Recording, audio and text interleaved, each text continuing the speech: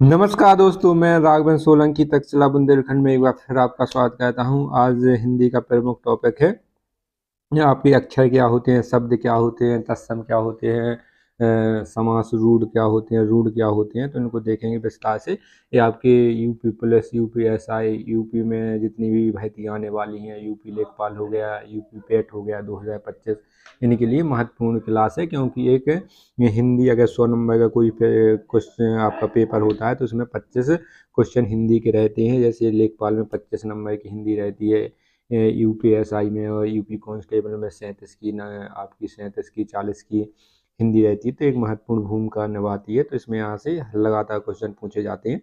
और जो भी अभ्यर्थी हमारे चैनल पर पहली बार जुड़ रहे हैं तो हमारे चैनल को जरूर सब्सक्राइब कर लें, लाइक करें और अपने मित्रों को शेयर जरूर कर दें इस वीडियो को। तो आगे चलते हैं।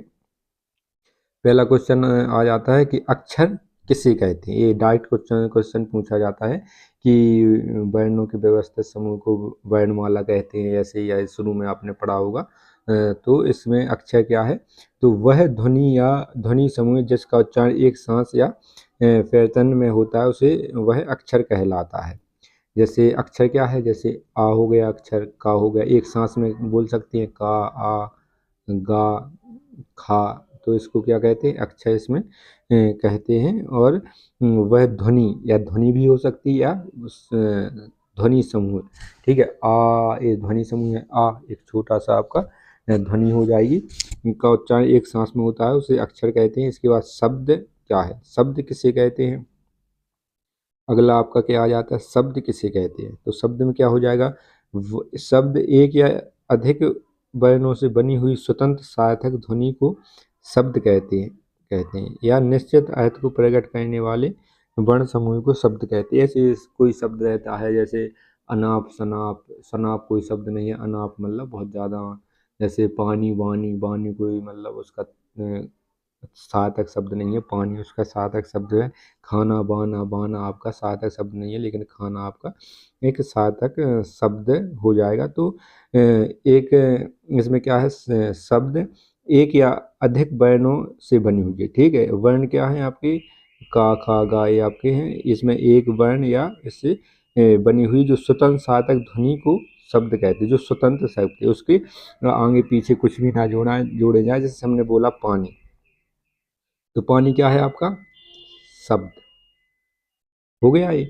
पानी में क्या है, जैसे इसको हम पानी हमने पिया, तो आपका पानी हमने पिया, तो ये आपका एक वाक्य बन गया। लेकिन इसमें से हमने पिया ये हटा दें तो पानी एक अपने महत्वपूर्ण भूमिका रखता है। पानी हो गया, जैसे जल हो गया, जैसे आपका कम हो गया या काम हो गया, तो ये आपका एक शब्द है।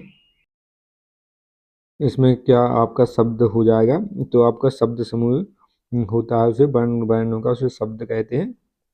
इसके बाद अगला आ जाता है ऋण शब्द किसे कहते हैं। ऋण शब्द किसे कहते हैं, ये कई बार पूछा गया है। जो शब्द एक अर्थ विशेष या वस्तु विशेष के लिए प्रयुक्त हो या जो अपने मूल रूप में व्यवहार में लाए जाएं, जैसे कुर्सी, फूल आदि। कुर्सी कहते ही हमारे दिमाग में चार पांव वाली वह चीज जिस पर बैठा जा सकता है या जिस पर लेटा जा सकता है, जिसको चारपाई या खटिया बोलते हैं, ये घूम जाती है, जो आपकी घूम जाती है, तो इसको जैसे कुर्सी।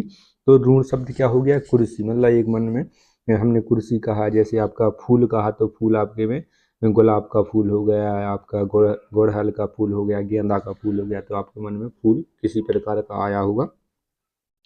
तो इसी प्रकार से आपका ऋण शब्द हो गया, जिसमें कुर्सी, फूल आदि। कुर्सी कहते ही हमारे दिमाग में एक आपके विचार बन जाता है कि चार पांव वाली कुर्सी होगी, यहाँ पर बैठा जा सकता है, या यहाँ पर घूमने वाली कुर्सी भी आती है।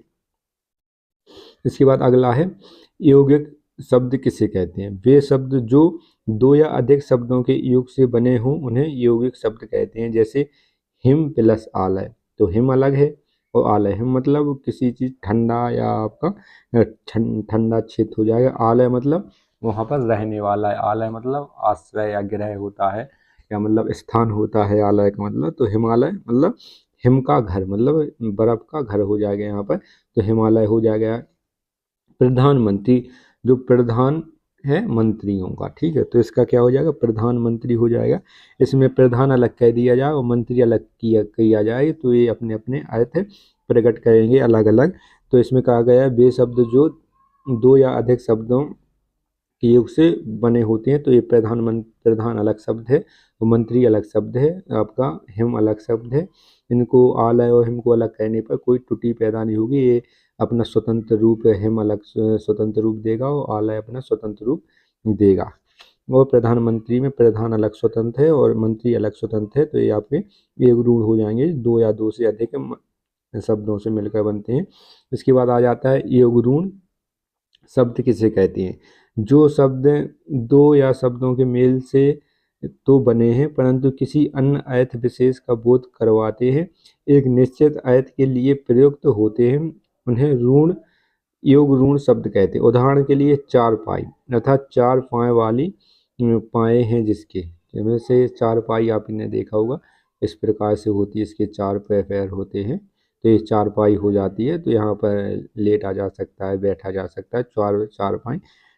आपके ये रूढ़ में कौन से आए थे, जैसे कुर्सी हो गया, फूल हो गया, ये वाले आते, लेकिन चार पार में आपकी चार पैर वाली आपकी क्या हो जाएगी, कुर्सी हो जाएगी। यहाँ पर लेटा लेटा जाता है, यहाँ पर चार पैर वाली पाय वाली कुर्सी, जिसे चार पाई ऐसा खाट से भी इसे जाना जाता है।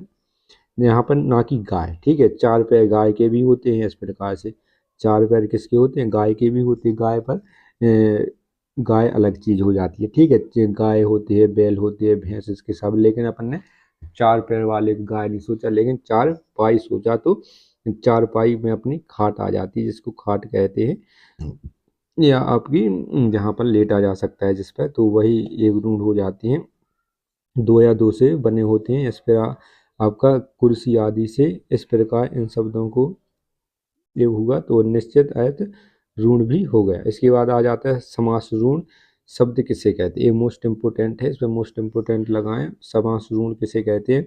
सामासिक शब्दों में भी कुछ शब्दों का अर्थ ऋण हो गया, उन्हें समास ऋण कहते हैं, जैसे दशानन, दशानन का अर्थ है दस मुख वाला, यह पर यह शब्द केवल रावण के लिए प्रयुक्त होता है। पीताम्बर, नीलकंठ, षडानन, पंचानन आदि ये समासरूढ़ है। समासरूढ़ क्या है, एक जो एक व्यक्ति को विशेष को व्यक्तिगत विशेष को संबोधित कहता है, जैसे दशानन रावण को कहता है, जैसे हमने कह दिया महात्मा, तो ये गांधी जी को प्रेजेंट कहता है, और यहाँ पर दस मुख वाला हो जाएगा, और यहाँ पर पीताम्बर पीला है जिसका अंबर, मतलब एक यहाँ पर दो नीलकंठ और दो आपके नील है और कंठ है, ये आपके अलग अलग एक ऋण शब्द में लिखा बने हैं, लेकिन ये तीसरा अर्थ प्रकट कहता है, उसको क्या कहते हैं, समास ऋण कहते हैं इसको, तीसरा अर्थ प्रकट कहने वाला, जिस प्रकार इसमें कहा है दशानन, मतलब दस मुख वाला, मतलब इसको रावण भी कह सकते हैं डायरेक्ट, ठीक है, दस मुख वाले से रावण का कोई संबंध तो नहीं है, लेकिन दस मुख को इसको कहते हैं रावण को, तो इस प्रकार से एक नया शब्द बन जाता है तीसरा, इसको समास ऋण कहते हैं। आगे चलते हैं, अगली पीडीएफ पर आ जाता है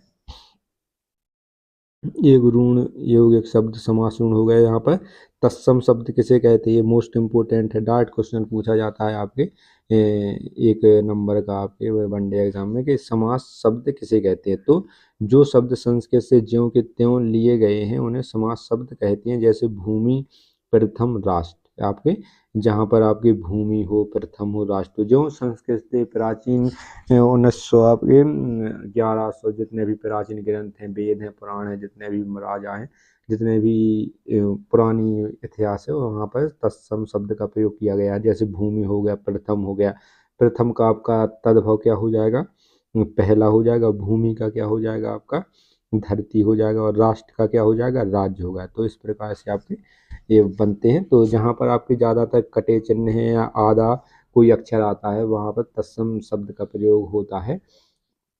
इसके बाद तद्भव क्या होता है, तद्भव में कौन सा आ जाता है, तद्भव संस्कृत से आए शब्दों में उत्पन्न हुए शब्द तद्भव शब्द कहलाते हैं।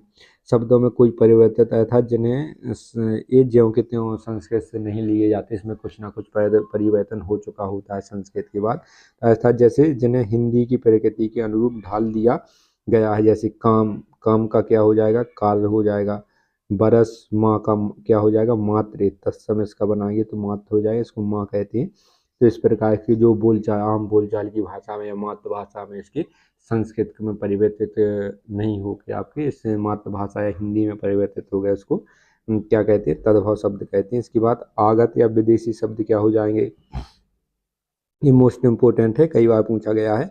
आगत शब्द या विदेशी शब्द, जो शब्द किसी दूसरी भाषा से स्वीकार कर लिए गए, जैसे कैंची, बटन, तोप, या जो आपके विदेशी आए, जो भारत की भाषा नहीं है, जो विदेशी अफगानी आए, यूनानी आए, तो उनकी भाषा से लिए गए हैं भारत में। तो जैसे कैंची हो गया, बटन हो गया, तोप, कागज आदि कुछ कुछ ज्यों के त्यों ले लिए गए। जैसे कागज, ऑफिस आदि कुछ को हिंदी की प्रकृति के अनुरूप ढाल लिया गया। जैसे जमीन, ट्रेजिडी आदि इसमें प्रमुख हो जाते हैं, जो आपके जो भारत के नहीं है, जो आगत हैं या जो विदेशियों द्वारा लाए गए या जो विदेशी बोलते थे, अब वो यहाँ पर बस गए, तो भारत के भी एक प्रमुख शब्दों के भी एक क्षेत्र में प्रमुख प्रचार हो गया। और देशी शब्द कौन से हैं, जो भारत के नहीं है, ठीक है, जो भारत में है, जो भारत की सीमा के भीतर बोले जाते थे हमेशा, जो प्राचीन काल में, अभी भी वर्तमान में बोले जाते हैं, तो वो देसी शब्द कहलाते हैं। जैसे डिब्बा हो गया, डिबिया हो गया, बुढ़िया हो गया,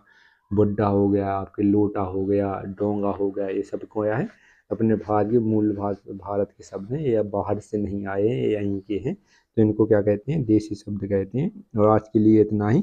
इसके कल हम लोग क्वेश्चन करेंगे या कोई नए टॉपिक आपको दे दिए जाएंगे। तो हमारे चैनल को जरूर सब्सक्राइब करें। यहाँ पर आपके वनडे एग्जाम की लगातार तैयारी चलती है सिलेबस के हिसाब से, तो जरूर सब्सक्राइब करें। धन्यवाद साथियों।